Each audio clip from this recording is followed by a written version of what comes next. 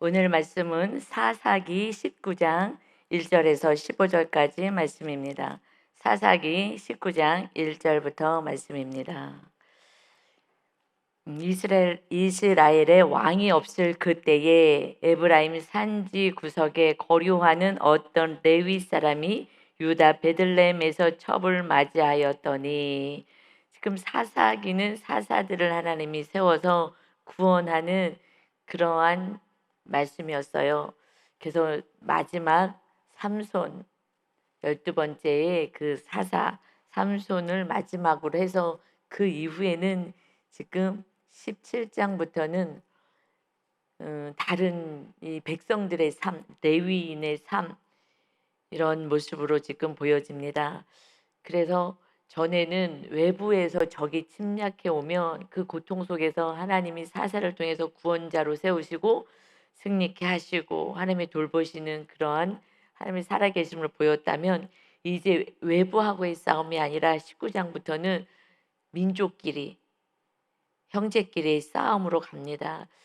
이것이 외부에서 공격이 오지만 실제적으로는 예수님도 원수는 너희 가족 안에 있다 말씀하시듯이 지금 내부에서 같이 이제 지금 싸우게, 형제끼리, 형제 민족끼리 싸우게 되는 이 말씀이에요. 그래서 1절부터 1절 다시 보면 이스라엘의 왕이 없을 그때에라고 시작을 합니다. 17, 이 말씀은 18장 1절에도 그때 이스라엘의 왕이 없었고 라고 말씀을 해요. 그때 이스라엘의 왕이 없었다. 18장에서 1절에도 19장에서도 이스라엘의 왕이 없을 그때에, 이들은 나중에 이제 왕을 달라고 계속 요구를 해서 사울 왕을 주게 되죠. 그랬을 때 하나님은 이들은 나를 버린 것이다 라고 표현을 하세요. 하나님이 신정 정치, 하나님이 신이 직접 통치하기를 원해서 왕이 되기를 원하시는데, 그런데 세상 민족들은 눈에 보이는 왕이 있거든요. 전쟁하면 왕이 조직해서 나가서 싸워주고. 그러니 우리도 왕을 달라, 하나님 나라의 하나님의 법을 따라서 가지 않고 세상 나라를 따라가는 거예요. 세상 나라를 따라가고 저것이 더 좋아 보이고 그렇게 따라가려고 합니다. 이스라엘의 왕이 없기 때문에 자기 소견에 옳은 대로 살아갑니다. 우리 안에 내가 왕이 되거나 다른 것이 왕의 자리로 내가 붙잡고 있고 하나님이 왕이 되지 않는다면 우리도 세상 사람들처럼 살기를 원하는 거예요. 그래서 예수님이 우리의 왕이 되기 위해서 그것을 성령의 전이라고 해요. 사도 바울이 고린도전서에서 너희가 성령의 전인 줄을 알지 못하느냐. 성령의 전인 줄 알지 못하는 거예요. 우리는 예수님을 통해서 구원받고 죄 사함을 받아 우리 심령에 성전을 예수님이 세우러 오셨는데 알지를 못해요. 이제 내가 내 인생이 아니라 거룩한 주님을 모시고 살아가는 존귀한 자로 이 땅에서 하나님의 뜻을 이루고 사는 존재인 줄 믿습니다. 그러니까 내가 누구인지 영적인 정체성을 모르기 때문에 다람쥐 채바퀴 같은 도는 그런 삶을 사는 거. 일어나면 일하러 가고 맨날 똑같은 인생. 아, 지루하다. 나이가 들면 들수록 더해요. 이게 뭐야? 이거 살 가치도 없어.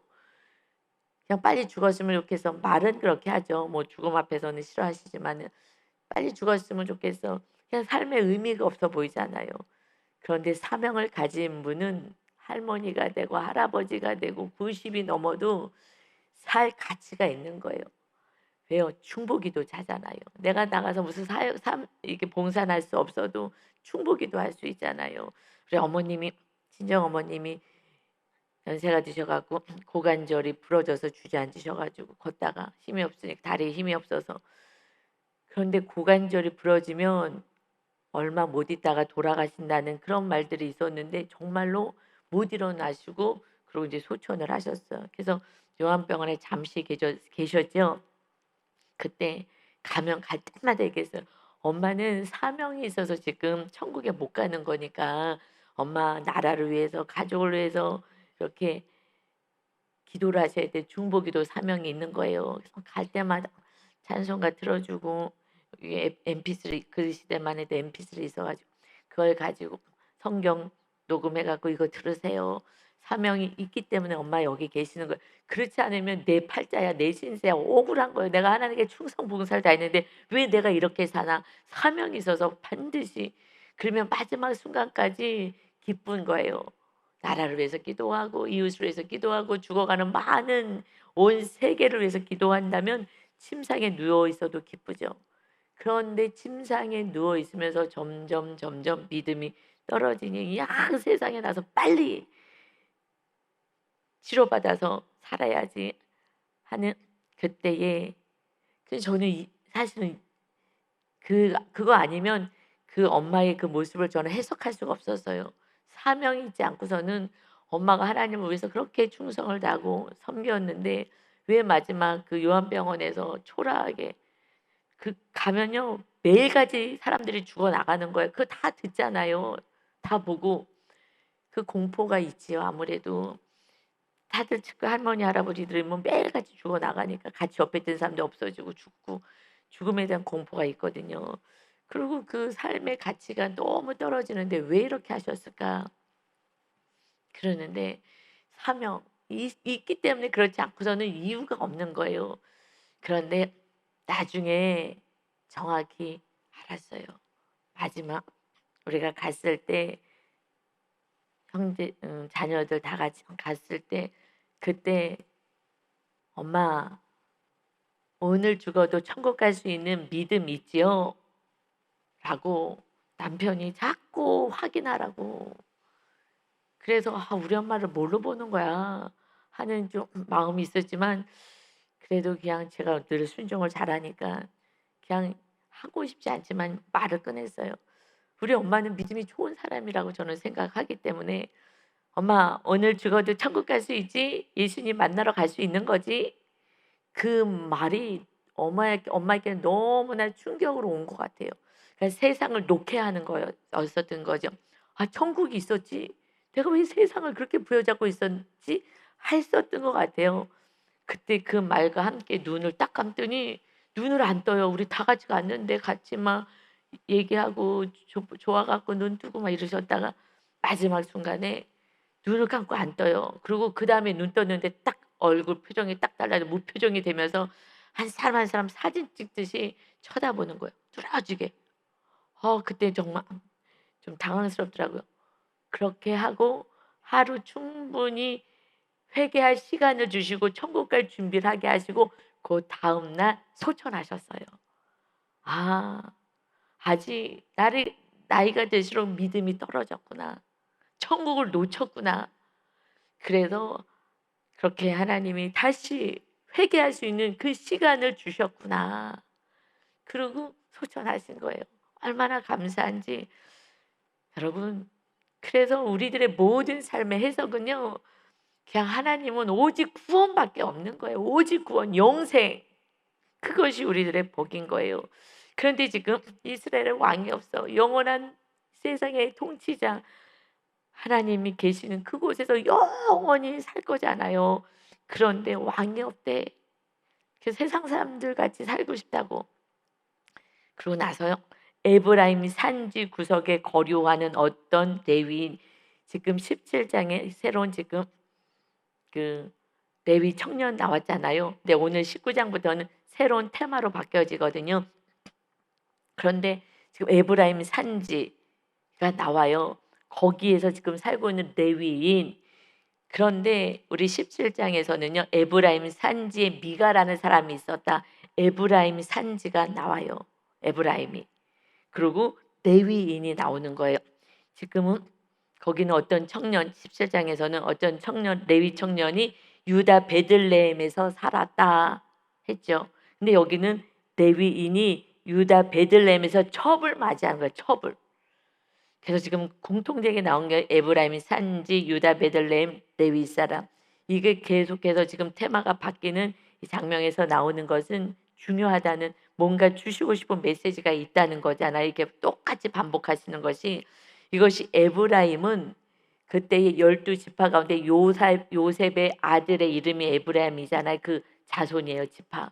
둘째가 둘째가 에브라임, 첫째가 므낫세였는데 에브라임에게 손을 엇맡겨서 장자의 축복을 줬어요.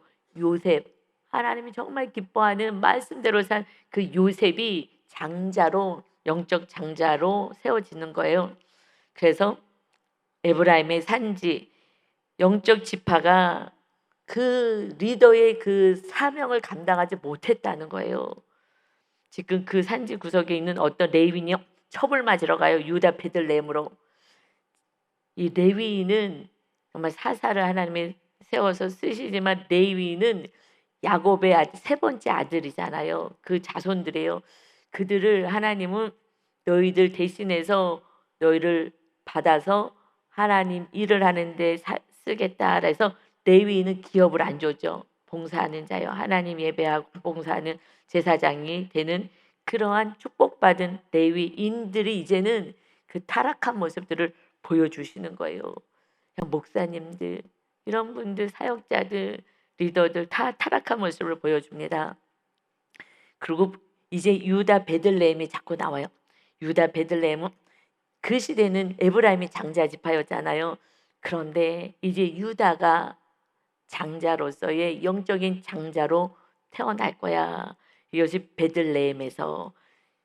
누가 태어나요? 사실 이게 유다가 창세기 38장에 축복을 받아요. 그것이 이제 그림자같이 보여주시고, 그 내용은 이제 용서하고 죄를 고백하고 하는 그 내용이었죠. 하여튼 그래서 그 후손 가운데 다윗이 나오잖아요. 왕이 없어, 왕이 없어. 왕을 줬는데 왕이 안 되니 사울왕 패하고 다윗을 이제 세웠는데, 다윗이 어디예요? 유다 베들레헴 출신이죠. 그가 왕이 돼서 하나님을 기쁘게 하는 왕이 되는 거예요. 그거는 왕의 대리자로서 사는 거죠. 하나님이 왕이 됐을 때 완전히 말씀에 순종하는 자가 다윗이 왕이 되어서, 그와 같이 완전한 자가 누구요? 유다 베들레헴에서 예수 그리스도가 탄생하게 되는 줄 믿습니다. 그러니 만왕의 왕으로 예수 그리스도가 이제 유다 베들레헴에서 나올 거야. 이것을 17장에서도 계속 반복하고, 그래서 이 성경은요, 구약 성경은 예수님이 이 땅에 구원자로 오실 것을 다 예표하는 거예요. 모든 말씀은 창세기부터 시작해서. 그리고 신약에서는요, 다시 오실 예수님을 다 예표하는 거예요. 오직 예수님인 거예요. 예수님이 구원자이고 온전한 우리의 왕이고 온 인류의 왕이신 줄 믿습니다. 그 왕을 지금 어디 계세요? 예수님이 어디 계셔요? 영으로 성령으로 내 안에 계시잖아요. 그런데 내 안에 계신데 우리가 교만하여서 예수님을 순종하지 않아. 왕으로 모시지 않아. 내가 왕이야. 왜 내 뜻대로 안 돼? 화가 나네. 그래서 레위인은요, 구별된 자예요. 첩을 얻어요. 첩을. 왜 첩을 얻었어요? 그 일대에 가나안 다 쫓아내라, 진멸해라는데 진멸하지 않고 나중에 종으로 세워버리잖아요. 종으로 부리잖아요. 이방 사람들을 쫓아 살아가는 거예요. 세상 사람들. 그들은요, 일부 다처제예요. 그러니까 그 가치관이 다 들어온 거예요. 이스라엘 땅 하나님의 백성들의 삶에도. 그러니까 이상하지 않아. 그냥 세상을 쫓아 사는 거예요. 세상 사람들처럼 사는 거예요. 우리는 하나님의 자녀로 하나님의 말씀 따라 살아가야 되는데, 그래서 주님 모시고 사는 것인데 그냥 세상 사람들이 하는 대로 다 따라가는 거예요. 그래서 그 첩을 얻어도 이상하지도 않아. 나는 그냥 첩 하나만 얻어. 딴 사람들 첩 많이 얻잖아. 나는 하나만 얻어. 그래도 나는 훌륭하고 거룩하게 사는 거야. 기준이 말씀이 아니라 세상의 기준이 되면, 그래서 세상 가치관으로 살면 안 됩니다. 세상의 가치관을 계속 잘라내야 되는 거예요. 그러니 지금 첩을 얻었어요. 근데 이 첩이요 또 바람까지 폈네.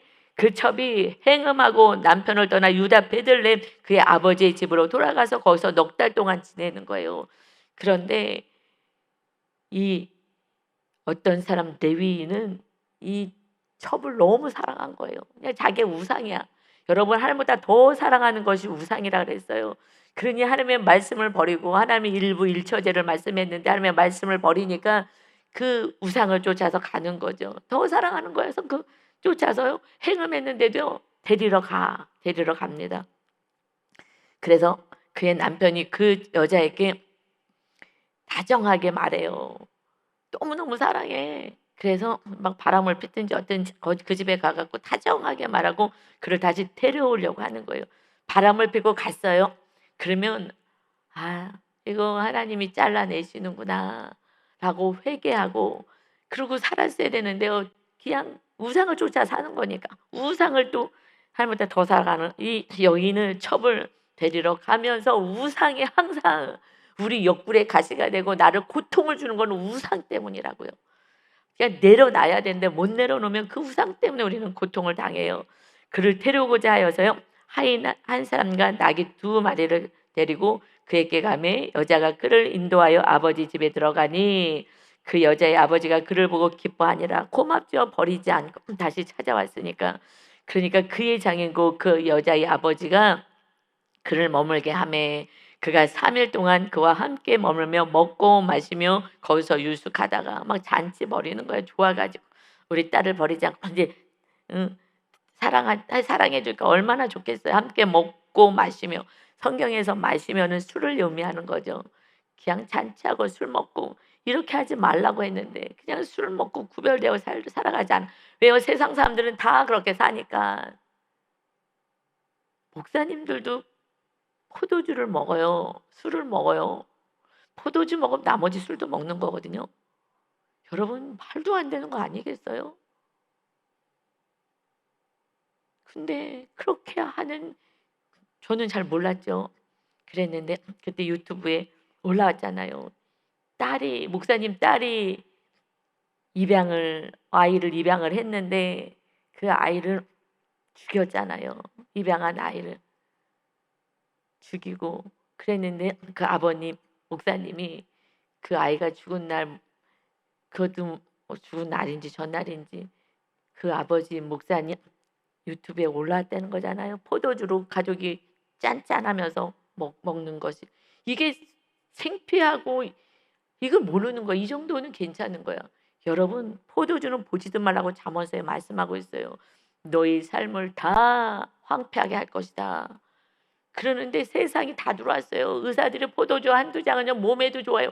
몸에 좋으니까 먹어. 어떤 분이 계속해서 막걸리를 그렇게 먹어요. 막걸리 끊으세요.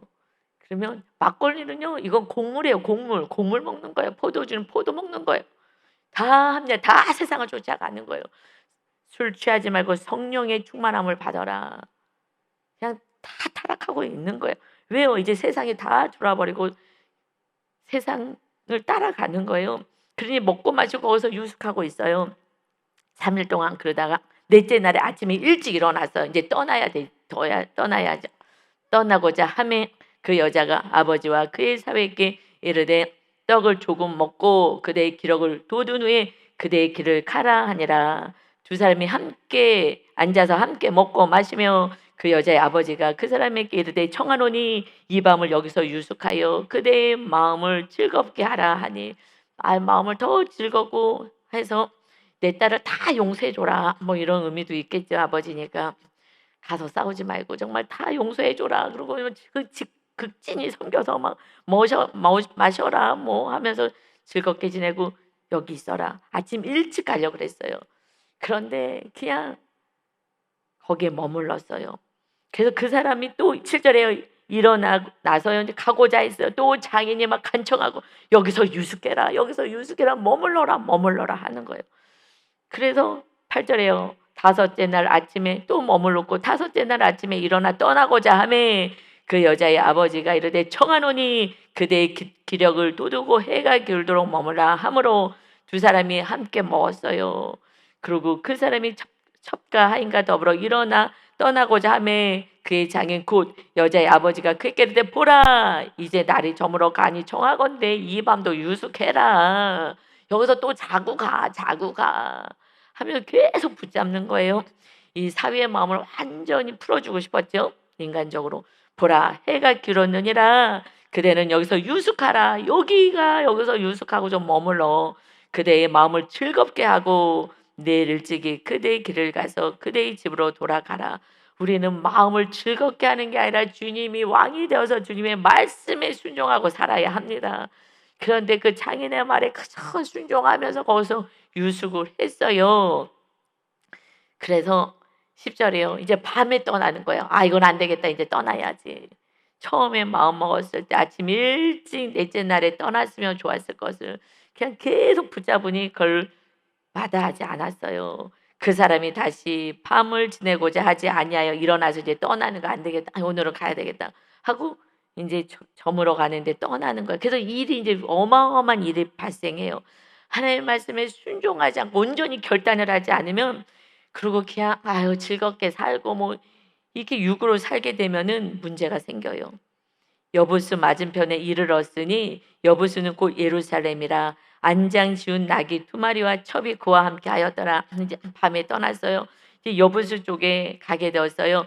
여부수는 예루살렘인데 여기는 여기서 자면 안 되겠다 하고 유숙하질 않아요.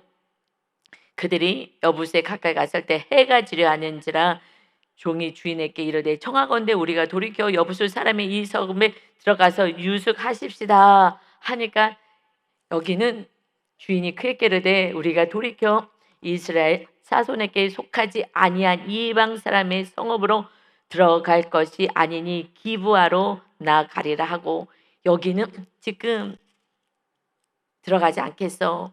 왜냐하면 이방 땅이야. 여부수 예루살렘이었던 이곳은 여부수 사람들이 살고 있잖아. 이방 사람들이. 왜요? 다 쫓아내는데 안 쫓아낸 거예요. 이 여부수 여기 성은 예루살렘이 가봤더니 굉장히 높아요. 그러니까 싸우는 게 너무 어려운 거예요. 그러니까 아유 이만하면 됐어. 그냥 요만한 땅으로 그냥 살아. 저기까지 점령할 수가 없어. 그런데 하나님이 다 쫓아내라 그랬는데 쫓아내질 않은 거예요. 그래서 이스라엘 땅에 그들과 같이 지금 살아가니 세상과 우상이 가득하게 들어오게 된 거죠. 그래서 누가 쫓아내요? 죽으면 죽으리라 순종하는 다윗이 왕이 되었을 때 그걸 쫓아내고 수도로 만들어요. 그래서 예루살렘 성이 되는 거예요. 죽으면 죽으리라 순종하는 게 다윗. 그래서 유다라고 해요. 유다 지파 베들레헴에서 이제 계속 그림자같이 계시하시는 말씀이 다윗 왕이 나올 거야. 내 마음에 합한 자. 하나님의 마음에 합한 게 뭐예요? 말씀에 순종하니까 합한 거죠. 자녀가 내 마음에 합할 때가 언제예요? 순종하는 자녀가 내 마음에 합한 거고요. 불순종한 자녀는요 부모의 슬픔이 되는 거죠. 그냥 격노하게 만들고.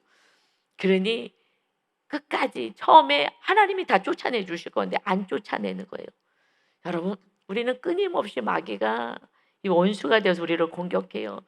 기도해서 날마다 마귀를 쫓고 우리가 하나님의 말씀에 순종하지 못하게 하는 게 마귀가 있어서 그래요. 그래서 우리가 주님을 사랑하는데 안 되잖아요. 용서도 안 되고 주님 사랑도 안 되고 자꾸 다른 걸 사랑하게 되고 그러니 안타까운 거예요. 그래서 기도해야 돼요. 그렇지 않으면 순종할 수도 없고요. 순종을 내가 안 하는 거지만 사실은 마귀가 있어서 못하게 하는 거예요. 마귀는요 길을 쓰고 순종 못하게 하는 게 사명 아니겠어요? 그래서 하나님의 백성이 못되게 하려고 자기가 끌고 다니려고. 그러니 우리는 정말 기도할 때마다 마귀랑 저는 회개하고 나서는 그다음에는 마귀 쫓는 기도부터 하기 시작해요. 하나님 제가 온전하지 못한 나를 괴롭히는 마귀 기도하고 그다음에 성도들을 위해서 기도할 때도요.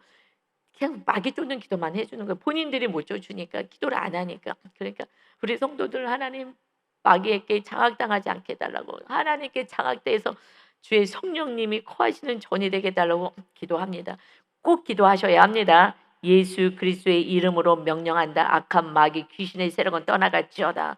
불순종하게 만드는 세력은 떠나갈지어다. 병을 주는 악한 마귀도 떠나갈지어다. 싸우게 만드는 뭐 이렇게 명명하면서 쫓아내셔야 돼. 예수님의 이름에 권세가 있습니다. 아멘. 그러면요 우리가 또 순종할 수가 있게 되고 이렇게 말씀 안에 살 수가 있어요. 우리 힘으로는 살아낼 수는 없어요. 그런 지금 다른 지역으로 가자. 거기 가까운 지역으로 가자. 그래서요 또 그 종에게 이르되 우리가 그러면 기브아나 그 아마주 한 곳에 가서 거기서 유숙하자. 거기서 머물자. 모두 앞으로 나가더니 베냐민에 속한 기브아에 가까이 이르러 해가 진지라. 지금 베냐민 이 베냐민에 속한 기브아라는 지역으로 가게 되었어요. 그래서 기브아에 가서 근데 이 베냐민도 또 갑자기 나와. 베냐민은 왜 갑자기 나오냐? 지금 베냐민이 막내요. 야곱의 12 아들 중에 막내거든요. 베냐민이. 그런데 초대 왕 사울이 베냐민 지파예요. 베냐민. 그래서 이게 그림자로 성경은요 계속 하나님의 계획이 어떻게 성취되는지를요 그림자처럼 계속해서 사사기 다음에 이제 열왕기 이제 사무엘상으로 넘어가면서 사무엘을 통해서 이제 왕을 뽑잖아요. 사울과 다윗 왕을 지금 뽑는 거예요. 그래서 진짜 왕은 다윗이야라는 걸 보여주고 이제 베냐민을 지역을 지금 나오게 하시는 거예요. 그래서 하나님의 계획은요 치밀하셔요. 아주 계획은 치밀하셔요. 내 생각은 내려놓으셔도 돼요. 하나님의 온 인류 우리 마지막 인생까지의 모든 계획을 하나님은요 가장 좋은 길로 인도하시는데 내가 지금 딴 길로 가고 있는 거예요. 자꾸 광야로 가고 있는 거 불순종해서. 정말 아름답고 완전한 우리들의 삶의 계획을 하나님은 갖고 계십니다. 맡기시면 돼요. 그냥 왕으로 모셔드리면 이거 잘못되지 않을까? 잘못되면요 요단강이 있었어요. 그러면 요단강을요 하나님이 열고 건너가게 하셔요. 그러면 기적을 더 체험하는 거예요. 그러니 그냥 하나님만 의지하면 하나님이 다 사막에서 물을 내게 하시고 막힌 요단강을 물을 다 멈춰라 해서 멈춰서 가게 하시고 그래서 늘 하나님을 경험하고 하나님의 살아계심을 간증하면서 살게 하시길 원하십니다. 그래서 이제 너희가 그렇게 왕 달라 그랬지 내가 왕을 줄 거야. 베냐민 지파에서 왕을 줄 거야. 근데 베냐민 지파가요 이거 기가 막힌 악을 행해요. 지금 기브아에 가서 유숙을 하려고 그리로 들어가서 성읍 넓은 거리에 앉아 있으나 그를 집으로 영접하여 유숙하는 자가 없어요. 이들도 얼마나 이제 지금 타락을 하고 있는지 하나님이 왕이 되지 않은 우리는 타락할 수밖에 없어요. 말씀도 모르고 내 뜻대로 살기 때문에. 그런데 아무도 받아들이질 않는 거예요. 그런데 그 시대 고대 근동에서는 나그네를 대접하고 특히나 하나님께서는요 나그네를 정말 잘 대접하라고 신명기 10장 19절에서도 너희는 나그네를 사랑하라. 전에 너희도 애굽에서 나그네가 되었지. 남의 땅에서 이렇게 잠시 있게 나그네였지. 그러듯이 나그네를 돌봐라 하고 신명기 24장 19절에서도 나그네와 고와 가부 그들에게 줄 곡식을 남겨놔라. 다 추수하지 말아라. 그래야면 여호와께서 내 손으로 하는 모든 일에 복을 내릴 거야. 그러니까 제일 가난하고 힘든 사람들이 나그네 그리고 고아 가부잖아요. 그 시대에 뭐 나가서 일할 데가 없으니까 그러니 그들을 돌봐라 하셨어요. 그런데 지금 지나가는 나그네가 거기에 있어요. 그러면은 잠자리도 주고 먹을 것도 주고 이렇게 했을 때 천사를 대접할 줄 누가 알겠느냐 하셨는데 대접하지 않아요. 즉 뭐예요? 하나님과 약속한 이스라엘 백성들 시내산에서 약속한 그 언약은 하나님 사랑, 이웃 사랑이 10계명이잖아요. 축약하면 1번에서 4번까지가 하나님 사랑해라. 우상 숭배하지 말아라. 그냥 니네 저주받는다. 그리고 5번째부터 내 부모를 공경하라부터 시작해서 이웃을 것을 탐하지 말라까지 해서 6가지가 이웃 사랑인 거예요. 그러니까 그 하나님의 그것으로 언약 맺었어요. 이렇게 살면 너희들은 천대의 은혜를 누리며 내가 돌보고 살 거야. 그렇지 않으면 3, 4대로 너희들은 저주가 일어나서는 저주가 임하고 멸망, 재앙이 임할 것이다. 약속을 했어요. 하나님의 언약을 지켜서 이제 다윗을 세우고 그의 후손으로 예수 그리스도를 세우셔서 언약을 이뤄 가시는 거예요. 우리의 언약을, 우리의 구원을 위해서 언약을 이뤄 가시는 거예요. 그런데 우리가 순종하지 않는 거예요. 하나님을 사랑하고 이웃을 사랑하기만 하는데 그것이 어려워. 뭐가 이렇게 어렵겠어요? 왜 어려워요? 영적인 마귀 있어서 그래요. 마귀가 눈에 보이지 않는 마귀가 있어요. 근데 하나님은 저에게 군대 마귀까지 성경에 있는 마귀까지 다 보여주었어요.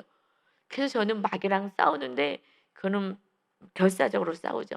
왜냐하면 저는 보고 또 성도들 외야 할 때 어떤 마귀가 역사하고 또 어느 집에 너무 싸워. 그래갖고 부부가 너무 싸워가지고 신방 받아라. 그래서 3일 신방을 지금은요 뭐 신방도 잘 받지도 않아요. 3일 하라 그랬더니 알겠다고 너무 고통스럽게 받았어요. 그런데 가서 기도를 해주는데 눈 감고 예배하고 있는데 기도를 하는데 그런데 그 마귀는요 항상 더러운 곳에 있어요. 더러운 귀신아라고 표현하잖아요. 성경에서 더러운 곳에 있어요.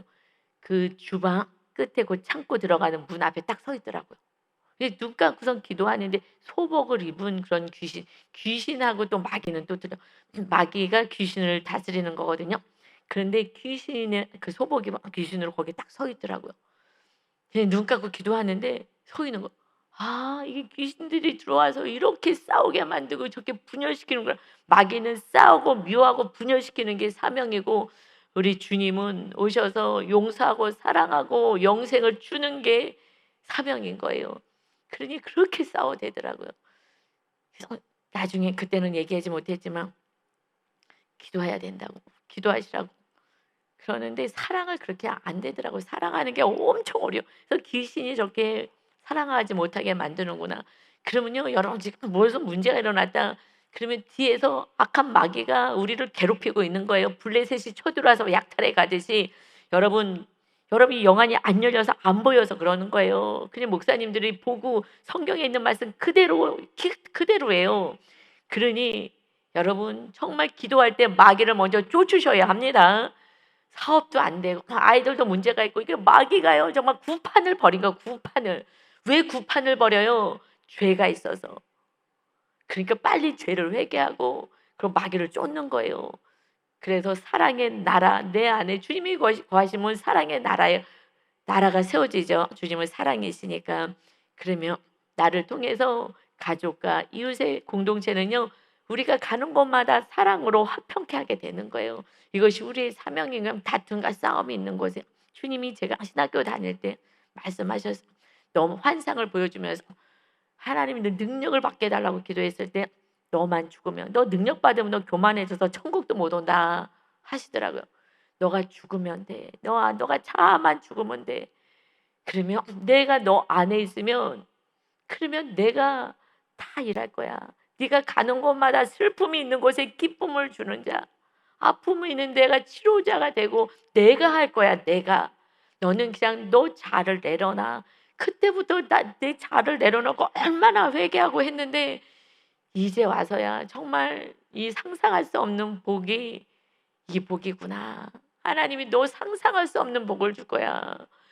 건축만 하면은 막 엄청나게 붕대는 줄 알았잖아요. 막 사람들이 막 벌떼같이 왜냐하면 상상할 수 없는 복을 준다 그래서 그게 다 기복이에요. 하나님이 주신 걸 다 기복으로 해석해서 눈에 보이는 거. 그런데 막 안 되는 거예요. 지금 정말 완전히 이래도 하나님 사랑할래, 이래도 하나님을 의지할래, 이래도 하나님을 믿을래, 환경적으로 하나 풀어주지 않으시는 거예요. 아직은. 그것이 결국 내 안에 상상할 수 없는 복은 이제는 알아요. 환경이 아무리 어떤 어려움이 있어도 상관없어요. 주님이 이제 함께 하시니 은혜가 있고 기쁨이 있고 사랑이 있고. 어저께도 우리는 거의 40년 가까이 살았어요. 우리 부부가.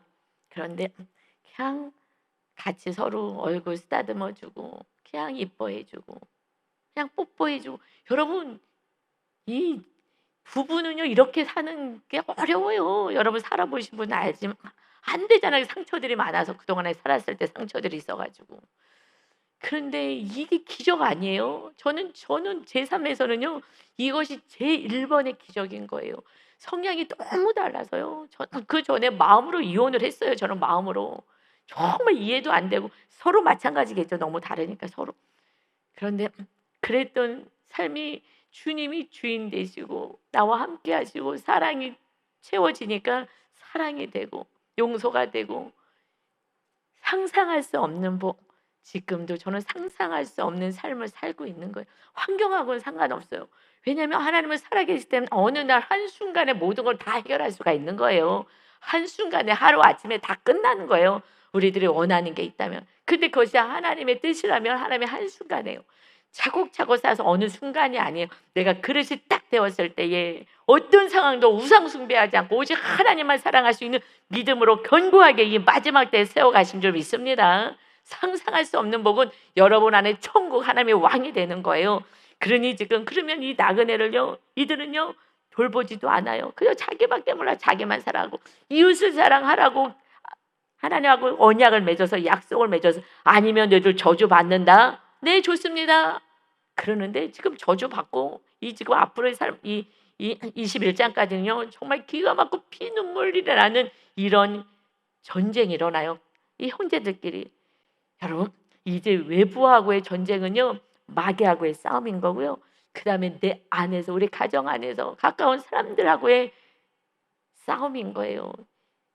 그러니 그때마다 정말 내 죄만 보고 가셔야 되고요. 그냥 낮아지고 미안하다 그러고 용서하고 이루고 살아가는 것이 하나님의 자녀들의 삶, 주님이 원하는 삶인 줄 믿습니다. 오늘도 정말 사랑하며 이웃을 사랑하며 섬기며 미안하다, 미안해. 그러면요 그냥 쑥 녹아요. 미안하다고요. 잘한 것도 있지만 잘못한 거 99는 잘했는데 하나 잘못했어. 근데 하나 갖고 얘기해요? 기가 막히지. 너 좀 봐. 나는 하나 잘못했는데 너 지금 99 잘못해놓고 그래도 하나 내가 그거 가지고 하나님이 용서해 주세요. 미안해. 그럼 하나님이 잘했다고 우리 안에 기쁨을 주셔요. 그리고 형통케 하십니다. 그러니 주님과 함께하는 미안하다, 고맙다, 사랑한다 이 고백을 오늘도 정말 외치면서 주님과 함께 살아가는 멋지고 아름다운 날 되시기를 예수님의 이름으로 축원합니다. 아멘. 아버지 하나님, 이스라엘의 왕이 없다. 하나님, 이 말씀을 할 때마다 하나님의 눈물을 봅니다. 하나님의 안타까워하시는 마음을 봅니다. 이러면 너희들이 고난당할 텐데, 마귀에게 휘둘릴 텐데, 서로 사랑하는 사람끼리 싸우고 원수짓고 고통 속에 살 텐데, 하나님 아버지의 그 안타까워하시는 마음을 깨닫고 이제 그 왕은 내 안에 자정하시고자 하나님의 아들이 오셨사오니 이제 예수님을 왕으로 모시고 영이신 성령님이 임하신 성령님의 능력으로 살아가는 그 열매가 사랑입니다. 그 사랑의 모습으로 기쁨의 모습으로 열매 맺는 성령의 열매가 맺혀져야 구원의 열매까지 갑니다. 그 은혜를 우리 성도가 누리는 진정으로 상상할 수 없는 복은 눈에 보이는 복이 아니라 주님을 모시는 자 요셉처럼 그가 형통한 자가 돼서 때가 되매 하나님의 필요한 곳에 세우시는 그 훈련을 잘 받는 우리 성도 모두가 되게 하여 주옵소서. 감사드리며 예수님의 이름으로 기도 올리옵나이다. 아멘.